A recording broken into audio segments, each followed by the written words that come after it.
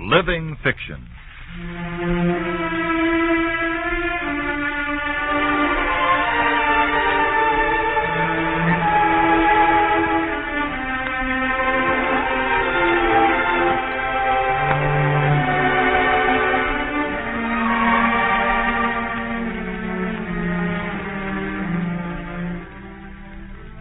Northwestern University, in cooperation with the National Broadcasting Company, brings you an episode from one of the superb tales of the sea. The story of a great white whale and of Captain Ahab's fatal monomania in pursuing. Moby Dick by Herman Melville. Another in a series of living fiction.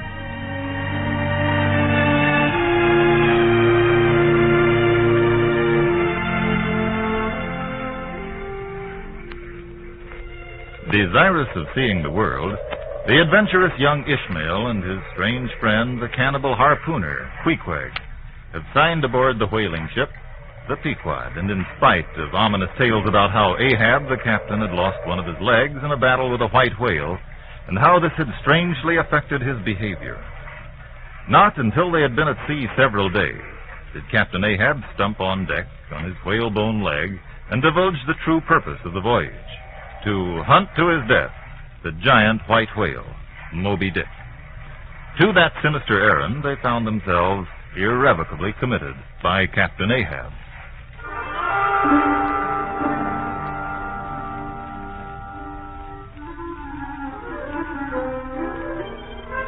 Call me Ishmael, mateys, as this business of whaling has somehow come to be regarded among landsmen as a disreputable pursuit.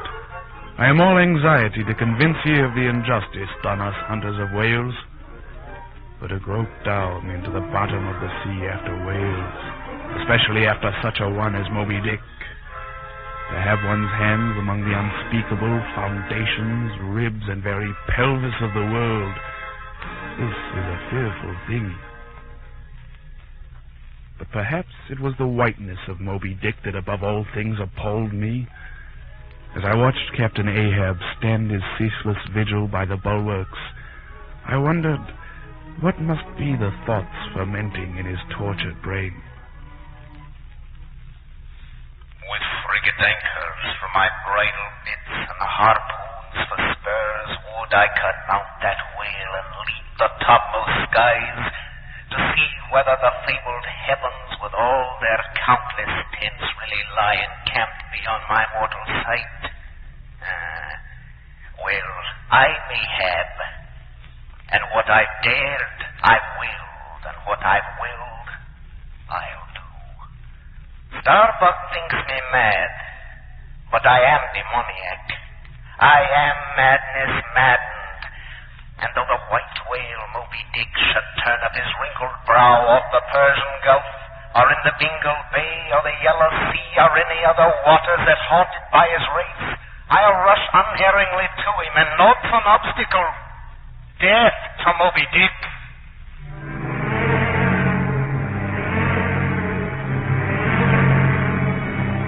Ahab's quenchless feud seemed mine. With greedy ears I learned from my shipmates the history of that murderous monster against whom I and all the others had taken oaths of violence and revenge.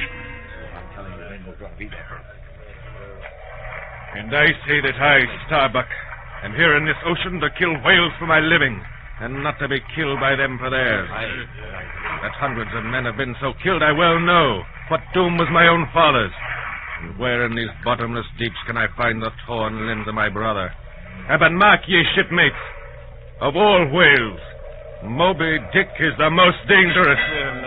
Now wait, whales, you mark that, mates? Look here, there's something special in the wind. Ahab has that's bloody on his mind. Did you hear that noise, Tobacco? What noise you mean? There it is again, under the hatches. Don't you hear it? A cough. It sounded like a cough. Oh, me, I pass along the bucket. There again, there it is. Sounds like 2 or 3 sleepers. Caramba! Have done, shipmate, will you? The 3 soaked biscuits you eat for supper turning over inside of you, nothing else. Look to the bucket. Say what you will, Tobacco. I've sharp ears. You're the chap that heard the hum of your old lady's knitting needles 50 miles at sea from Nantucket.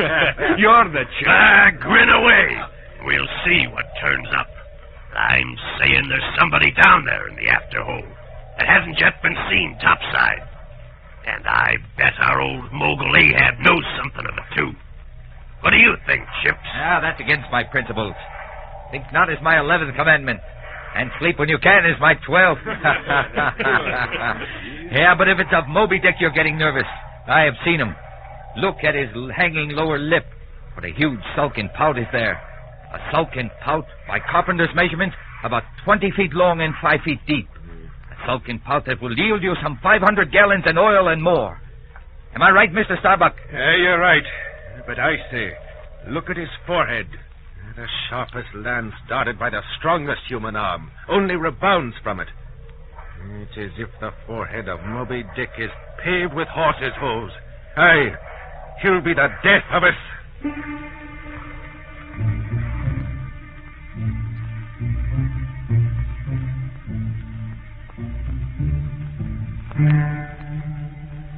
The wild water loneliness of our lives did strongly incline the men to superstition regarding Moby Dick. As for myself, as the days passed and the ivory-tusked Pequod sharply bowed to the blast and gored the dark waves in a madness till like showers of silver chips the foam flakes flew over her bulwarks, for me, the great floodgates of the wonder world seemed to swing open, and there floated into my inmost soul a giant whale, a grand hooded phantom like a snow hill in the air. Moby Dick! Come in. What do you, Starbuck? Will there be any change in the course, sir? What's the wind? Northeast by east, sir. As you perceive, I've been consulting my sea charts. Where do you think Moby Dick spouts today, Mr. Starbuck? No one can possibly know that, sir. I'm not so sure of that, Starbuck. Time and tide flow wide, Captain. And the hated whale has the round, watery world to swim in. Aye, where unrecorded names and navies rust, and untold hopes and anchors rot, where in a murderous hold this frigate Earth is ballasted with the bones of millions of drowned. There in that awful waterland is Moby Dick's familiar home. Nevertheless, we'll find him. But how, sir? For some months I've been making an elaborate migratory chart of the sperm whale. Look here. Here are the 4 oceans of the world with all their currents and eddies. Aye, sir. And here I've penciled in the various tides and currents, calculating the drifting of the sperm whale's food. Do you understand? I think I do, sir. By referring to the regular seasons for hunting the sperm whale in particular latitudes, we can arrive at a surmise approaching to certainty concerning the likeliest day and upon what feeding ground to search for our prey. But Moby Dick, sir, may not necessarily return to the same grounds twice. I have reduced possibilities to probabilities by consulting the old log books of 100 whaling ships. Look, these areas shaded in red are his places of long abode, Starbuck.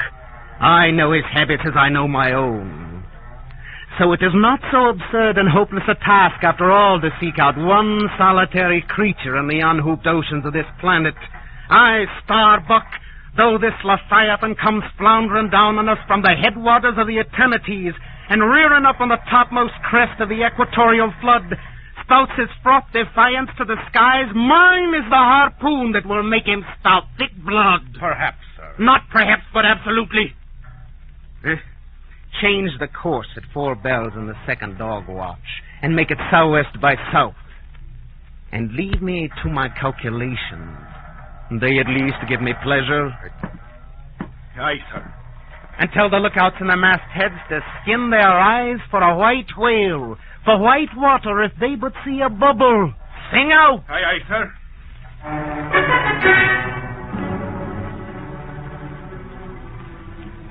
Some certain significance lurks in all things, else all things are little worth, and the round world itself but an empty cipher, except to sell by the carload to fill a morass in the Milky Way.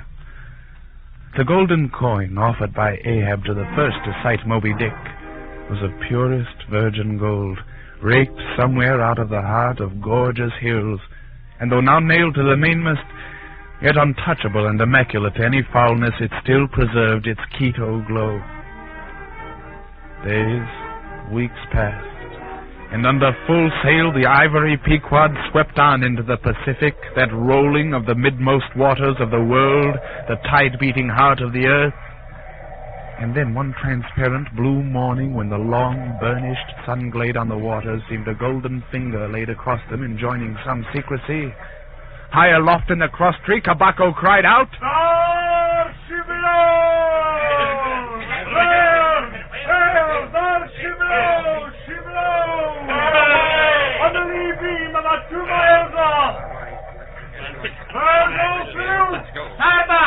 Back the mainyard! Swing the boat out! The cranes were thrust out, the mainyard backed. Look, 5 phantoms, for so they seem, are casting loose the tackles of the captain's boat on the other side of the deck. Look, Mr. Starbuck. Where'd they come from? From below hatches. The ones I kept hearing. That Chinaman. Stowaways. And Ahab's boatman. The figure standing by the boat's prow is tall, with one white tooth evilly protruding from its steel-like lips. Ahab cries out to him, All ready there, Fadella? Ready? Lower away, then, do you hear? You, Starbuck, Stubbs, and the others, lower away, I say! Aye, aye, sir. with a swift rattle of blocks, the boats are striking the water.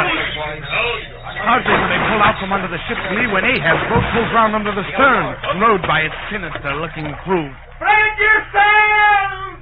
Give way out, boat! Now, Starbuck, pull up more to the leeward!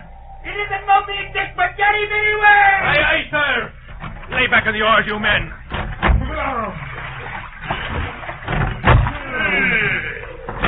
There. Now, there again. Oh, there she blows ahead, boys. Lay back. They're off. Starbuck's in the lead.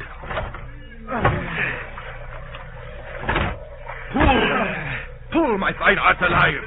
Pull. Why don't you break your backbones, my boys? What is it you stare at? Those chaps in yonder boat? There are only 5 more hands come to help us someday against Moby Dick himself. So pull. Never mind the smell of brimstone. Easy. Easy. Don't be in a hurry. Why don't you snap your eyes, you rascals? Fight something, you dogs. That's it. That's it. Now, long, strong. Stop snoring, you, and pull, will you? Pull and start your eyes out. Spring, my men, spring. Sing out and say something, my hearties. That's it. Roar and pull, my thunderbolt. Reach me on that whale's back, boys. Steadily, lads. We're getting closer. Only pull. Crackle your backbones. Bust your livers and lungs, men. Give them the long and strong stroke. Raise the buried dead perpendicular out of their graves. Pull. Who's dropped an anchor overboard? Will you spit fire or not? Pull. Furthest to windward, Ahab's tiger yellow crew seems of steel and whalebone. Like 5 trip hammers, they rise and fall with regular strokes of strength. But what's happened? Ahab at the steering oar suddenly fell to one knee, and his rowers stopped. They're out of it. But not Starbuck. He continues to chase the whale running dead to leeward. Every man look out along his oars. Now, Queequeg, stand up. With a bound, Queequeg springs to the bow, harpoon quivering in his hand. Aye, there he is. Now, keep cool, men. Cucumbers is the word. We're slipping up on him. But keep pulling. Nothing more than softly. It ain't the white whale today. All right, you, Queequeg. Now give it to him! He's hit it! Turn all! Wet the line, you! He's rushing! Every man flings to his feet as they shoot forward, pulled by the whale. This is the way to sail! Every keel a sunbeam! Haul in there, haul in! All hands pulling on the boat. Now they're closer. Queequeg shoots dart after dart into the flying monster. Red tides of blood fall from all sides of the monster. The tormented body rolls, not in brine, but in blood, which bubbles and seethes. Now he spouts. Again. Again. Jet after jet of white smoke agonizingly shoot from the whale's spout hole. Once more, Queequeg!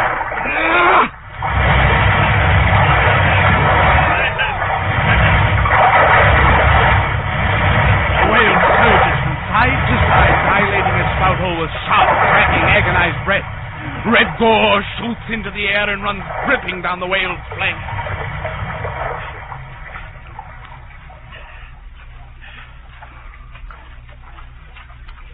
His heart has burst.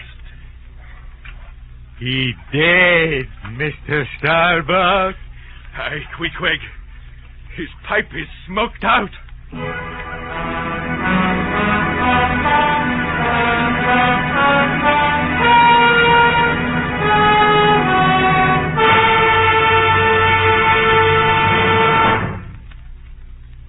Though in many of its aspects, this visible world seemed formed in love, the invisible spheres were formed in fright. Aye. At sea, there were times of dreamy quietude when, beholding the tranquil beauty and brilliancy of the ocean's skin, one forgets the tiger heart that pants beneath it. So, too, in pursuing the whale, Captain Ahab's ivory leg had received a half-splintering shock. He ordered the ship's carpenter to fashion a new one, and the next morning Chips the carpenter went below to Ahab's cabin. Come in, come in. Well, man-maker. If the captain pleases, I'll now mark the length. Let me measure, sir. Measured for a leg. Good. Well, it's not the first time. Go ahead, Chip. And now for most folks, one pair of legs lasts a lifetime. But not for me, huh? I'm a hard driver. Is that it, Chips? Driven one leg to death and spavined the substitute. Now I suppose I'll be wearing out bone legs by the cord. I hope not, sir. Now, what's Prometheus doing? The blacksmith, I mean. I've a job for him, too. He's forging the buckle screw for the legs, sir. Right. It's a partnership. He supplies the muscle part. Between the two of you, I should order a complete man built after a desirable pattern. How is that, sir? Oh, 50 feet high in his socks. Chest modeled after the Thames Tunnel. Legs with roots to 'em to stay in one place. And arms 3 feet through at the wrists. A brass forehead. About a quarter of an acre of fine brains and no heart at all. I'm afraid I don't understand you, sir. What art thou sneezing about? The bone is rather dusty, sir. Take the hint, then. And when thou art dead, don't bury thyself under living people's noses. Sir? Oh, so now I'm a debtor to a blockhead for a bone to stand on. Cursed be that mortal interindebtedness which will not do away with ledgers. I would be free as air, and I'm down on the whole world's books. Finish that measuring. Aye, aye, sir. Come in. Come in, Starbuck. How long before the leg's done, Carpenter? Perhaps an hour, sir. Well, bungle away at it and bring it to me. Yes, sir. Thank you, sir. And tell the blacksmith to report to me. And close the door after you. On deck and be gone. Aye, aye, sir. Well, what do you want this time, Starbuck? We've been pumping the ship, and oil in the hold is leaking, sir. We must up the oil cask and break 'em out.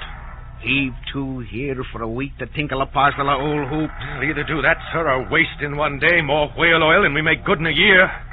What we come 20,000 miles to get is worth saving, sir. So it is, if we get it.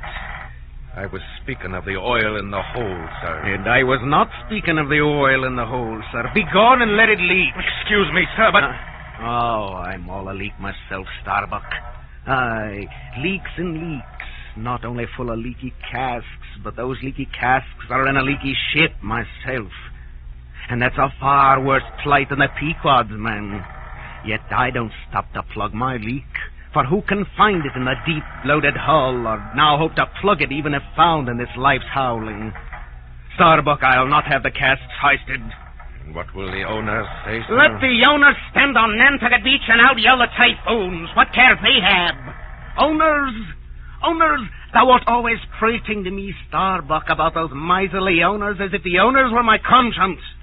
But look ye, the only real owner of anything is its commander. And hark ye, my conscience is this ship's keel. Captain Ahab, a better man than I might well pass over in thee what he would quickly enough resent in a younger man. Aye, and in a happier one. Dost thou then so much as dare critically to think of me? Shall we not understand each other better than hitherto, Captain Ahab? There is one God that is Lord over the earth, and one captain that is Lord over the Pequod. On deck! Very well, sir. Thou hast outraged, not insulted me, sir. But for that I ask thee not to fear me. No, thou wouldst but laugh. But let Captain Ahab beware of Captain Ahab. What's it? Beware of thyself. Ahab, beware of Ahab. There's something there. Wait! Very well, Starbuck. Furl the topgallant sails and close reef the topsails fore and aft. Break the mainyard and up with the casks and break out in the main hole. Very well, sir. Well, that'll be the blacksmith. Let him in. Yes, sir. Come in, Perth. Thanks, Mr. Starbuck. Come over here. Don't stand there trying to forge a smile. Aye, sir. You sent for me, sir. I'm in no paradise myself, and I'm impatient of all misery in others that's not mad. Tell me, an old pikehead with seams and dents in it, can thou smooth it again, blacksmith? I think so, sir. And I suppose thou canst smooth almost any seams and dents, never mind how hard the material is, huh? All seams and dents but one. Looky here, then. Can ye smooth out a seam like this, across and down my skull? Because if so, glad enough would I lay me head upon thy anvil and feel thy heaviest hammer between my eyes. Answer, can thou smooth this seam? That is the one, sir. Said I not all seams and dents but one? Aye, blacksmith. It is the one, unsmoothable. Well, I want a harpoon made, one that 1,000 yoke of fiends could not pull apart, something that will stick in a whale like its own fin bone. There you are. The gathered nail stubs of the steel shoes of racing horses to make it out of. Horseshoe stubs, sir? Thou hast here the best and stubbornest stuff we blacksmiths ever worked. I know it, old man. Those stubs will weld together like glue from the melted bones of murderers. This is to be the harpoon for the white whale, sir? For the white fiend?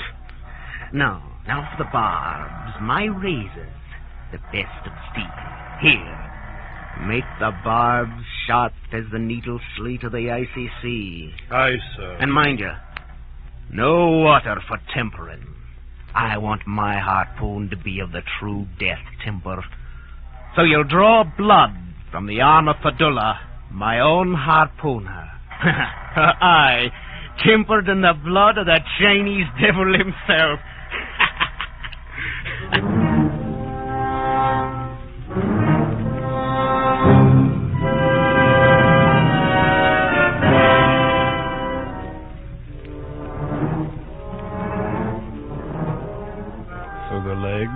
Was measured, and the harpoon was made and tempered, and the whole world loomed before the wind as we swept across the robust and manlike sea that heaved with long, strong, lingering swells as Samson's chest in his sleep.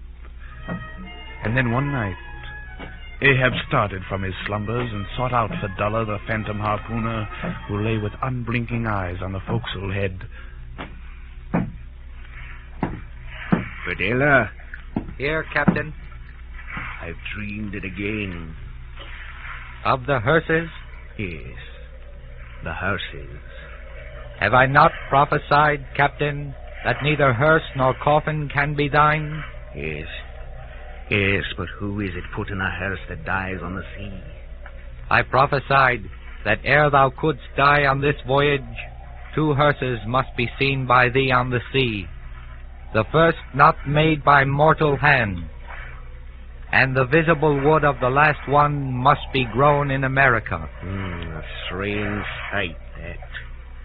A hearse floating over the ocean with the waves for pallbearers. Such a sight as we'll not soon see. Thou canst not die till it be seen, Captain. And what was that saying about thyself? Though it come to the last, I shall still go before thee, thy pilot. And when thou art so gone before, if that ever befalls, then ere I can follow, thou must still appear to me, to pilot me still. Was it not so? Yes, Captain. Well, then, my pilot, that makes 2 pledges that I shall yet slay Moby Dick and survive it. Hemp only can kill thee. The gallows, ye mean? I am immortal, then, on land and sea. Immortal on land and sea. Death, then, to Moby Dick.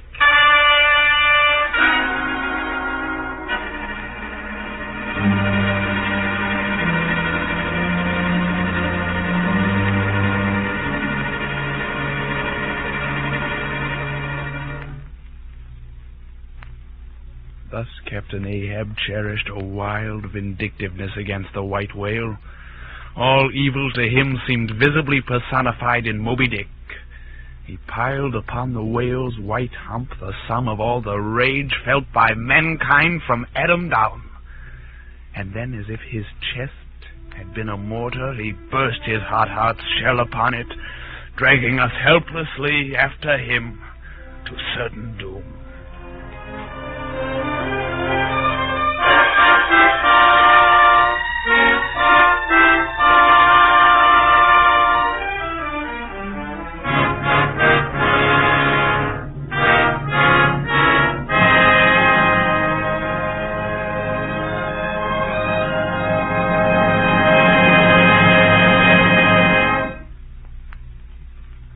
This episode from Moby Dick by Herman Melville is another in a series of living fiction, presented the past 8 weeks by Northwestern University in cooperation with the National Broadcasting Company.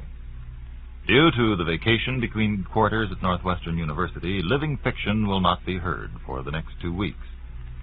The series will resume on April 3rd.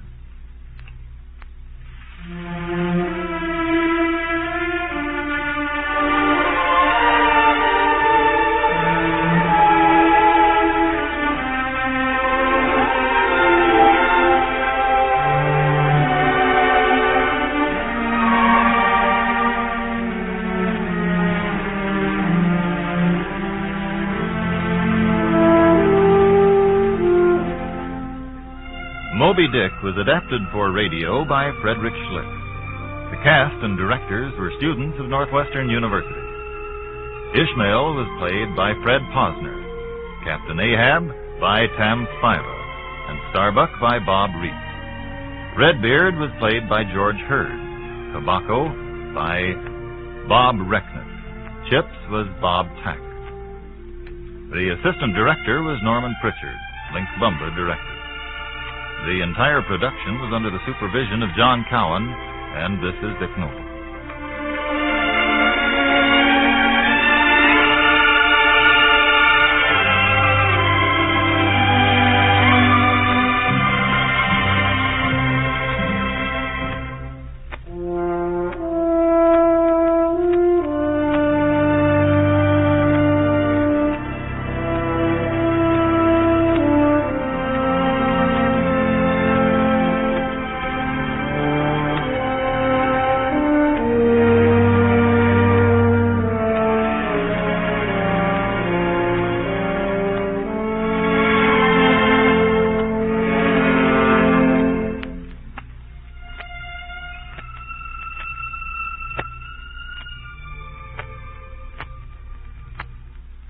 This is the NBC Radio Network.